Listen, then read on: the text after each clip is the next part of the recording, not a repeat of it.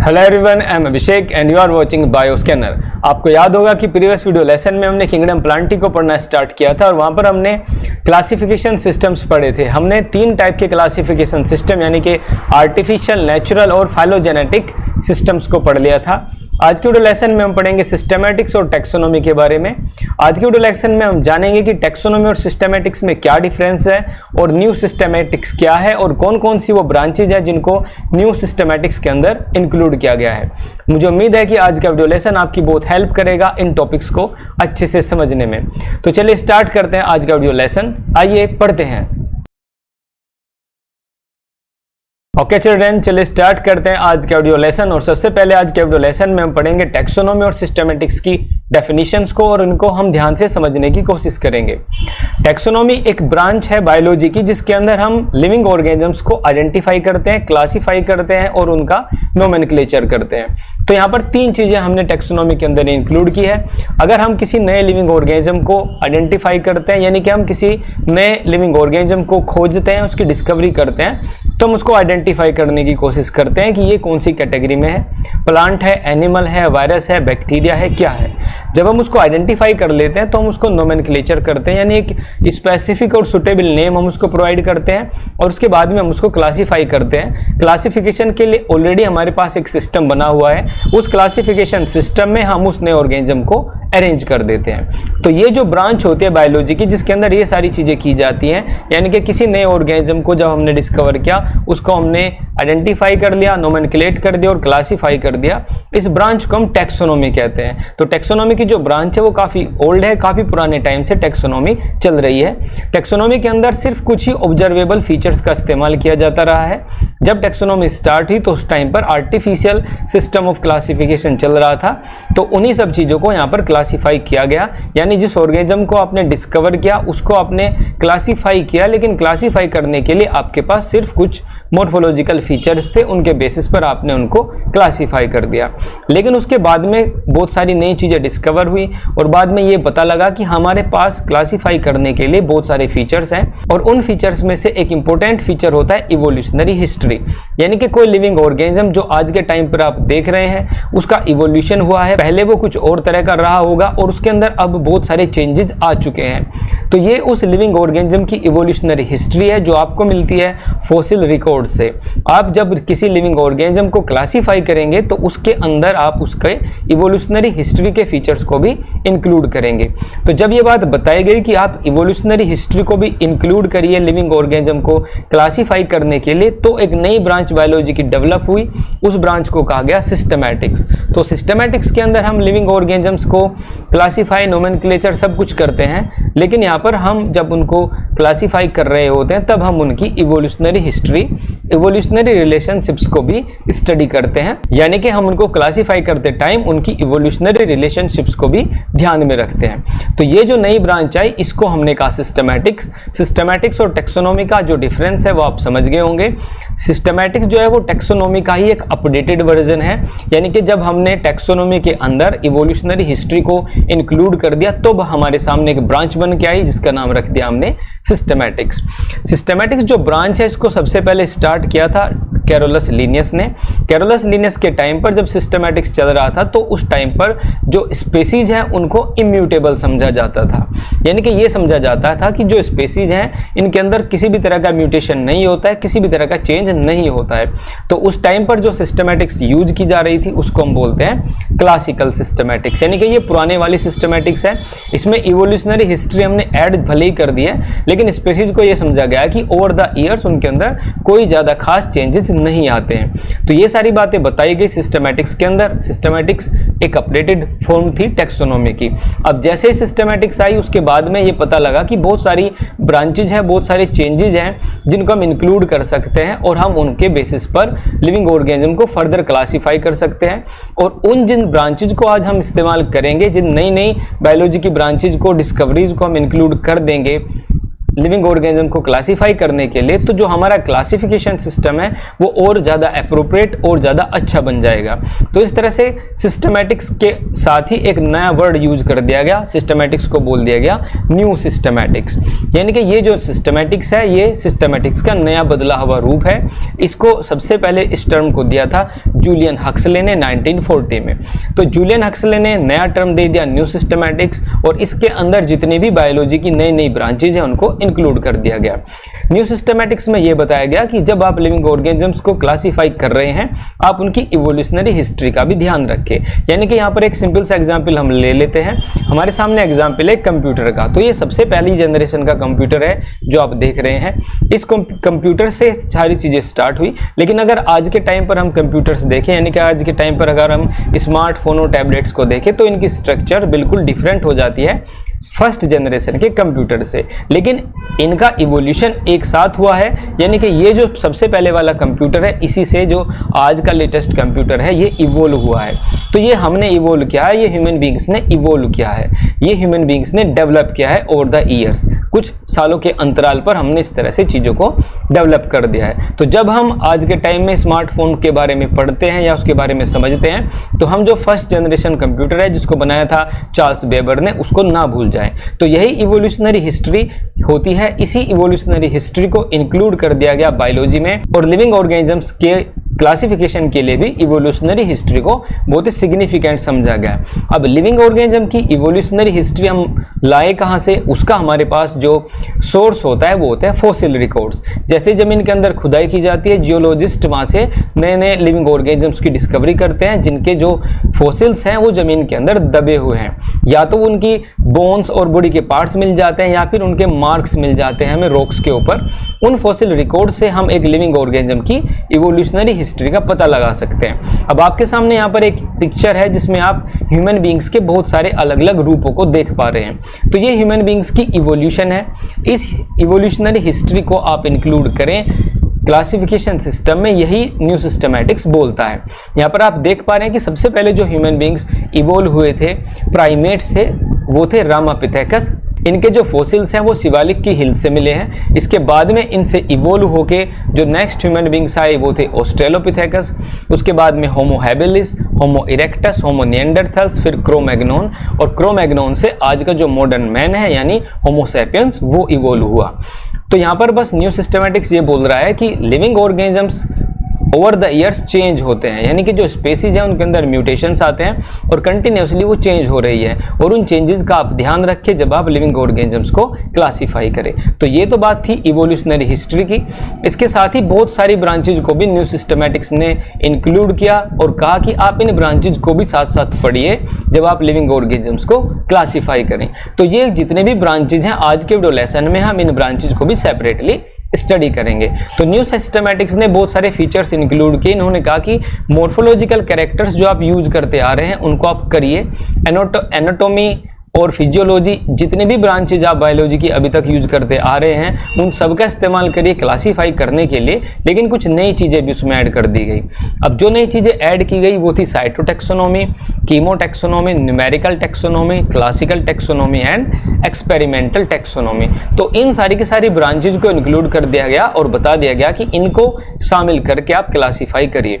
तो अब हम इन ब्रांचेज को एक एक करके पढ़ते हैं। सबसे पहले जो ब्रांच आती है वो होती है साइटोटैक्सोनॉमी। साइटोटैक्सोनॉमी से मतलब यहाँ पर ये होता है कि जब आप लिविंग ऑर्गेनिजम्स को क्लासीफाई करें, यानी कि आपके पास दो ग्रुप्स हैं, दो ऑर्गेनिजम्स हैं अलग अलग टाइप के, आपने उनकी स्टडी की है, आप उनको क्लासीफाई करने जा रहे हैं, तो उनकी जो ग्रुपिंग्स है आप उनकी ग्रुपिंग्स बनाते टाइम पर उनके जो क्रोमोजोम्स के नंबर्स हैं, क्रोमोजोम्स का बिहेवियर है, उसको ध्यान रखें। यानी साइटोटैक्सोनॉमी के अंदर क्रोमोजोम की नंबर, क्रोमोजोम के टाइप्स, उनकी स्ट्रक्चर और मियोसिस के टाइम पर उनका जो बिहेवियर है उसको कंसिडर किया जाता है लिविंग ऑर्गेनिजम्स को क्लासीफाई करने के लिए। अब यहाँ पर आप समझिए कि कैसे हम ऐसा कर रहे हैं। तो यहाँ पर हम दो एग्जाम्पल्स लेते हैं। हम एग्जाम्पल लेते हैं ह्यूमंस का और दूसरा एग्जाम्पल हम लेते हैं एप्स का। ह्यूमंस के अंदर 46 क्रोमोजोम्स होते हैं और एप्स के अंदर 48 क्रोमोजोम्स होते हैं। यहाँ पर आप एक चार्ट देख पा रहे होंगे, ये क्रोमोजोम्स का चार्ट है। इसमें आप देखेंगे कि जो क्रोमोजोम नंबर 2 है इसकी एक एक्स्ट्रा कॉपी होती है एप्स के अंदर, और इसी वजह से इनके जो क्रोमोजोम नंबर्स है वो थोड़े हमारे से ज़्यादा होते हैं। लेकिन जो क्रोमोजोम की स्ट्रक्चर्स हैं बचे हुए जितने भी क्रोमोजोम्स हैं उनकी बेसिक स्ट्रक्चर बिल्कुल सिमिलर है। ह्यूमंस और एप्स के अंदर क्रोमोजोम्स एक जैसे ही हैं। इस पिक्चर में आप रेड कलर से ह्यूमंस के क्रोमोजोम को देख पा रहे हैं और ब्लू कलर में आप देख पा रहे हैं एप्स के क्रोमोजोम्स को। तो इनके क्रोमोजोम्स में बेसिक बहुत ज़्यादा डिफरेंसेस नहीं है और ये हमारे पास एक बेस बना एप्स को और ह्यूमंस को एक ही ग्रुप में रखने का, एक ही साथ ऑर्गेनाइज करने का। और इससे हमें ये भी बात पता चली कि ह्यूमन और एप्स, इनके जो एंसेस्टर्स थे वो बिल्कुल सिमिलर थे। तो यहाँ पर हमारा फायदा ये हो गया इस ब्रांच को इंक्लूड करने का जिसमें हमने क्रोमोजोम नंबर्स पढ़े हैं। इससे हमें ये फायदा हो गया कि हम लिविंग ऑर्गेनिजम्स को और ज़्यादा प्रिसाइजली अरेंज कर सकते हैं और ज़्यादा प्रिसाइजली हम उनको समझ सकते हैं। और इससे हमने ये कंक्लूजन निकाला कि ये सेम एंसेस्टर से इवोल्व हुए हैं, यानी ह्यूमंस और एप्स एक ही जैसे एंसेस्टर से इवोल्व हुए हैं। तो ये बात हमें कैसे पता चली? ये बात हमें पता चली साइटोटैक्सोनॉमी की स्टडी की वजह से। तो ये थी साइटोटैक्सोनॉमी। इसका सिग्निफिकेंस आप समझ गए होंगे, क्या हमें फायदा है साइटोटैक्सोनॉमी को इंक्लूड करने का। नेक्स्ट ब्रांच जो आती है वो होती है कीमोटैक्सोनॉमी। यहाँ पर कीमो यानी कि कुछ केमिकल सब्सटेंसेस का यूज किया जाता है और उन केमिकल सब्सटेंसेस की प्रेजेंस के बेसिस पर हम ये समझ सकते हैं कि ये जो पार्टिकुलर ऑर्गेनिजम्स हैं एक दूसरे से सिमिलर हैं या डिससिमिलर हैं। फॉर एग्जाम्पल यहाँ पर हम दो एग्जाम्पल्स लेते हैं। यहाँ पर आप सीड्स देख रहे हैं, ये जो सीड्स हैं ये आलमंड के सीड्स हैं। तो ये आलमंड के सीड्स हैं, बादाम के सीड्स आपने सभी ने देखे होंगे और खाए भी होंगे। इसके साथ ही ये पीच का फ्रूट है, ये पीच का सीड है, यानी पीच के फ्रूट के अंदर यहाँ पर ये जो हार्ड स्ट्रक्चर है ये सीड कोट है, इसके अंदर से सीड निकलता है। तो जो पीच का सीड होता है और जो आलमंड का सीड होता है दोनों की स्ट्रक्चर दिखने में बिल्कुल एक जैसी होती है। और कई बार आपने जब आलमंड आप खाते हैं यानी बादाम जब आप खाते हैं तो कुछ बादाम कड़वे निकल जाते हैं, उनका टेस्ट बिटर होता है। तो ये जो बिटर टेस्ट होता है आलमंड्स का, सेम इसी तरह का बिटर टेस्ट होता है सारे के सारे पीच के सीड्स का। यानी कि आलमंड के जो सीड्स हैं वो सारे के सारे बिटर नहीं होते हैं, लेकिन अगर आप पीच के सीड्स खाएंगे तो सारे के सारे सीड्स बिल्कुल आपको बिटर लगेंगे। तो हमने ये जानने की कोशिश की कि इनका बिटर होने का रीजन क्या है। तो हमें पता चला कि आलमंड्स के अंदर भी एक साइनाइड बेस्ड सब्सटेंस होता है जो कि इसको बिटर टेस्ट प्रोवाइड कराता है और यही सेम साइनाइड बेस्ड सब्सटेंस यहाँ पर पीच के सीड्स में भी प्रेजेंट है। तो इसके बेसिस पर हमने ये कंक्लूजन निकाला कि जो आलमंड का प्लांट है और जो पीच का प्लांट है ये एक दूसरे से काफी सिमिलर है, क्योंकि इनके अंदर ये जो केमिकल सब्सटेंस है वो दोनों के अंदर ही सिमिलर है। तो इस बेसिस पर हमने जब इनको क्लासीफाई किया तो हमने इनको एक फैमिली के अंदर क्लासीफाई कर दिया और उस फैमिली का नाम रख दिया हमने रोजेसी। तो हमारे पास इनको एक ही फैमिली में एक साथ ग्रुपिंग करने का बेसिस बना presence of certain chemicals in their seeds. तो इनके सीड्स में कुछ बेसिक केमिकल्स सिमिलर होने की वजह से हमने इन सभी को एक साथ क्लासीफाई कर दिया। तो ये ब्रांच होती है कीमोटैक्सोनॉमी। इसके अंदर आप कुछ केमिकल्स की मदद लेते हैं और अगर वो केमिकल्स बहुत सारे प्लांट्स में एक साथ प्रेजेंट है तो आप उन प्लांट्स को एक साथ क्लासीफाई बड़ी आसानी से कर सकते हैं। तो ये होती है second branch of new systematics, that is chemotaxonomy. तो साइटोटैक्सोनॉमी और कीमोटैक्सोनॉमी दोनों ब्रांचेज आपने समझ ली हैं। दोनों में थोड़ा थोड़ा सा डिफरेंस है। साइटोटैक्सोनॉमी में आप यूज करते हैं क्रोमोजोम की स्टडी का और कीमोटैक्सोनॉमी में आप यूज करते हैं कुछ केमिकल सब्सटेंसेस का। जो साइटोटैक्सोनॉमी होते हैं इसके अंदर आप क्रोमोजोम्स का जो बैंडिंग पैटर्न है उसको देखते हैं, क्रोमोजोम्स के नंबर्स को देखते हैं, उनके बिहेवियर को देखते हैं। लेकिन जो साइटोटैक्सोनॉमी है यानी कि जो कीमोटैक्सोनॉमी है इसके अंदर आप कुछ स्पेसिफिक केमिकल्स की प्रेजेंस को देखते हैं और उसके बेसिस पर लिविंग ऑर्गेनिजम्स को क्लासीफाई करते हैं। तो ये डिफरेंसेस है कीमोटैक्सोनॉमी और साइटोटैक्सोनॉमी में। अब हम पढ़ते हैं next branch of new systematics, that is numerical taxonomy. इसको फेनेटिक सिस्टम ऑफ क्लासिफिकेशन भी कहा जाता है। ये बहुत ही सिंपल है, इसके अंदर कुछ न्यूमेरिकल मेथड्स यूज किए जाते हैं लिविंग ऑर्गेनिजम्स की ग्रुपिंग बनाने के लिए। न्यूमेरिकल मेथड्स में क्या होता है, हम कुछ कैरेक्टर्स चूज कर लेते हैं कुछ लिविंग ऑर्गेनिजम्स के जिनके बारे में हमें नहीं पता होता है, उन कैरेक्टर्स को हम कंप्यूटर में फीड कर देते हैं। और कंप्यूटर में जब हम उन कैरेक्टर्स को फीड करते हैं तो उन कैरेक्टर्स की प्रेजेंस और एब्सेंस को हम रैंक्स दे देते हैं कि ये कैरेक्टर प्रेजेंट है या ये कैरेक्टर एब्सेंट है। जैसे ही वो कैरेक्टर प्रेजेंट और एब्सेंस होंगे कंप्यूटर हमारे सामने एक लिस्ट बना देगा कि इन दोनों में क्या सिमिलरिटीज है और क्या क्या डिफरेंसेस है। फॉर एग्जांपल हमारे पास दो अलग अलग टाइप के ऑर्गेनिजम्स हैं। यहाँ पर हमारे पास दो कैटेगरी के ऑर्गेनिजम्स है। पहला है हमारे पास लैक्टोबैसिलस और स्ट्रेप्टोकोकस और दूसरी कैटेगरी में हमारे पास है कोरोना वायरस एंड बैक्टीरियोफेज। अब हमने इन दोनों की दो अलग अलग कैटेगरीज बना दी और इनके कुछ फीचर्स मेंशन कर दिए। जैसे कि हमने मेंशन कर दिया कि सेल वॉल अगर पेप्टाइडोग्लाइकन की बनी हुई है, सेल वॉल अगर प्रेजेंट है तो वो बैक्टीरिया होगा, और अगर सेल वॉल प्रेजेंट नहीं है तो वो वायरस होगा। फिर हमने दूसरा कैरेक्टर देख लिया कि जेनेटिक मटेरियल अगर न्यूक्लियोइड की फॉर्म में है तो बैक्टीरिया होगा, और जेनेटिक मटेरियल अगर कैप्सिड के अंदर है तो वो वायरस होगा। तो इस तरह से हमने बहुत सारे फीचर्स दो अलग अलग टेबल्स में ऑर्गेनाइज कर दिए।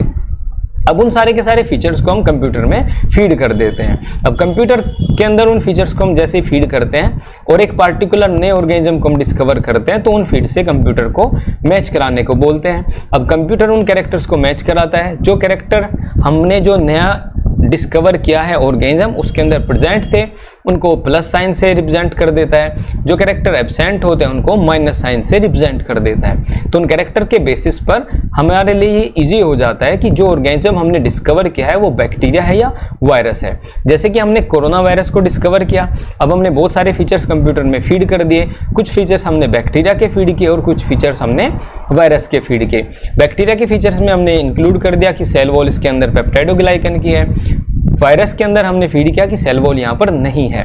दूसरा फीचर हमने यहाँ पर ऐड किया कि इसके पास न्यूक्लियोइड होता है, जेनेटिक मटेरियल न्यूक्लियोइड होता है। यहाँ पर हमने मेंशन किया कि जेनेटिक मटेरियल डीएनए और आरएनए में से कोई भी हो सकता है। तो इस तरह से हमने बहुत सारे कैरेक्टर्स ऐसे चूज किए और उन कैरेक्टर्स को फिर हमने देखा कि जो नया ऑर्गेनिज्म हमने डिस्कवर किया है उसके अंदर कौन कौन से कैरेक्टर्स मौजूद हैं। फिर वो सारे के सारे कैरेक्टर्स हमने कंप्यूटर में भर दिए। अब कंप्यूटर में जैसे हमने कैरेक्टर्स फिल किए तो यहाँ पर टिक लगाया, सेल वॉल के सामने कट लग जाएगा, न्यूक्लियोइड के सामने कट लग जाएगा। क्योंकि ये वायरस है तो सेल वॉल यहाँ पर एब्सेंट है तो ये टिक लगेगा। फिर डीएनए आरएनए जेनेटिक मटेरियल हो सकता है तो ये टिक लगेगा। तो इस तरह से यहाँ पर दो फीचर्स यहाँ पर प्रेजेंट दिखा दिए और ये जो दो फीचर्स दिखाए ये दिखाए वायरस के। तो इस तरह से इन फीचर्स के बेसिस पर बड़ी आसानी से हमने डिस्टिंग्विश कर लिया या आइडेंटिफाई कर लिया कि जो नया ऑर्गेनिज्म है हमने डिस्कवर किया है वो एक वायरस है। तो ऐसी ब्रांच ऑफ बायोलॉजी जिसके अंदर हम कुछ न्यूमेरिकल्स का यूज करते हैं, कुछ कैरेक्टर्स का यूज करते हैं, कंप्यूटर्स की हेल्प लेते हैं क्लासिफिकेशन करने के लिए, उसको हम बोलते हैं न्यूमेरिकल टैक्सोनॉमी। इसके बाद में आती है cladistic taxonomy. Cladistic taxonomy evolutionary relationships का ही थोड़ा सा एक्सटेंडेड रूप है। इसके अंदर हम करते ये हैं कि कुछ लिविंग ऑर्गेनिजम्स जिनकी स्टडी हमें करनी है उनके कुछ फीचर्स को हम देखते हैं। यानी कुछ फीचर्स तो ऐसे मिलेंगे एक ग्रुप में जो सारे के सारे सेम होंगे सभी के अंदर, उन फीचर्स को हम बोलेंगे एंसेस्ट्रल कैरेक्टर्स। और कुछ फीचर्स ऐसे होंगे जो बिल्कुल कुछ स्पीसीज के अंदर आपको दिखाई देंगे और ज्यादातर के अंदर आपको दिखाई नहीं देंगे। इन कैरेक्टर्स को हम बोलेंगे derived characters. Derived characters means ये ऐसे कैरेक्टर्स हैं जो एक पार्टिकुलर स्पीसीज ने ओवर द ईयर्स अपने अंदर चेंजेस ला करके हासिल किए हैं। जैसे कि आप एग्जाम्पल ले लें यहाँ पे ह्यूमंस का।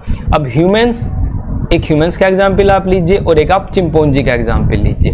ह्यूमंस और चिंपैंजी के अंदर बहुत सारे फीचर्स सिमिलर हैं, उन फीचर्स को हम कहेंगे एंसेस्ट्रल फीचर्स। लेकिन ह्यूमंस के अंदर एक बहुत बड़ी खासियत यह है कि ये खड़े होकर चल सकते हैं, चिंपैंजी ज्यादा देर तक खड़ा होकर नहीं चल सकता है। तो ये जो कैरेक्टर है ये ह्यूमंस ने ओवर द ईयर्स अटेन किया है, सीखा है, इसको हम बोलते हैं डेराइव्ड कैरेक्टर्स। तो इस तरह से हम लिविंग ऑर्गेनिजम्स के बहुत सारे फीचर्स देख लेते हैं और उनकी ग्रुपिंग करते हैं। एक ग्रुपिंग करते हैं हम उनकी एंसेस्ट्रल फीचर्स की, फिर आगे हम रखते हैं उनके डेराइव्ड फीचर्स को। तो इस तरह से हम ग्रुप्स बना लेते हैं। इन ग्रुप्स को हम बोलते हैं क्लेड्स। और इस तरह से जो हम लिविंग ऑर्गेनिजम्स को क्लासिफाई करने का मेथड यूज करते हैं टैक्सोनॉमी के अंदर, उस ब्रांच को टैक्सोनॉमी की उस ब्रांच को हम बोलते हैं क्लैडिस्टिक टैक्सोनॉमी। तो यहाँ पर हमने क्या किया, लिविंग ऑर्गेनिजम्स के एंसेस्ट्रल फीचर्स को समझा और उनके डेराइव्ड फीचर्स को समझा। यानी कि कुछ फीचर्स सभी में मौजूद थे तो हमने उनकी एक पार्टिकुलर ग्रुपिंग बना दी। जैसे कि यहाँ इस इमेज में आप देखिए, यहाँ पर हमने एक पूरा का पूरा ग्रुप बनाया हुआ है और इन सभी ऑर्गेनिज्म को हमने एक ही कैटेगरी में रखा हुआ है, लेकिन हमने इनको सीक्वेंस वाइज अरेंज किया है। सबसे नीचे हमने रखा है यहाँ पर लेम्यूर्स वगैरह को, फिर हमने रखा है मंकीज को, फिर हमने रखा है ओरंगुटान को, गोरिल्ला, गिबन, ये सब हमने अरेंज किए हुए हैं। ये जो अरेंजमेंट है ये डेवलप्ड है, यानी ह्यूमंस इनमें सबसे ज़्यादा एडवांस्ड है, सबसे ज़्यादा डेवलप्ड है। लेकिन इन सब की कैटेगरी एक ही है क्योंकि इनके अंदर बहुत सारे सिमिलर या एंसेस्ट्रल फीचर्स भी हैं। तो कुछ फीचर्स के बेसिस पर हम लिविंग ऑर्गेनिजम्स को क्लासीफाई कर लेते हैं जो उनके अंदर पहले से मौजूद हैं और इस तरह से हमारे पास जो बायोलॉजी की ब्रांच आती है जिसके अंदर हम इस तरह से लिविंग ऑर्गेनिजम्स को क्लासीफाई कर लेते हैं, उसको हम बोलते हैं क्लेडिस्टिक टैक्सोनॉमी। क्लेडिस्टिक टैक्सोनॉमी की हेल्प से हम एक लिविंग ऑर्गेनिजम्स का पूरा फाइलोजेनेटिक ट्री बना देते हैं, इसको क्लेडोग्राम भी बोलते हैं। तो ये फाइलोजेनेटिक ट्री आप देख रहे हैं, इस फाइलोजेनेटिक ट्री में सबसे पहले जो लिविंग ऑर्गेनिजम्स ओरिजिनेट हुए वो थे प्राइमेट्स। प्राइमेट्स से सारे के सारे ऑर्गेनिजम्स अलग अलग डायरेक्शन में इवोल्व होते रहे, यानी कि इनमें एक डायरेक्शन में इवोल्व हो गए लेम्यूर्स, फिर हो गए टार्सियर्स, फिर हो गए new world monkeys, old world monkeys, gibbon, gorilla, chimpanzee और सबसे ज़्यादा एडवांस इसमें हो गए ह्यूमंस। तो ये हमने ग्रुप्स बना दिए हैं और इस पूरी ग्रुपिंग के बेसिस पर जो हमारे पास स्ट्रक्चर बन के आई उसको हमने बोल दिया है फाइलोजेनेटिक ट्री। और बायोलॉजी की जिस ब्रांच के अंदर हम लिविंग ऑर्गेनिजम्स के एंसेस्टर्स और डेराइव्ड कैरेक्टर्स के बेसिस पर क्लासिफिकेशन करते हैं उसको हम बोलते हैं क्लैडिस्टिक टैक्सोनॉमी।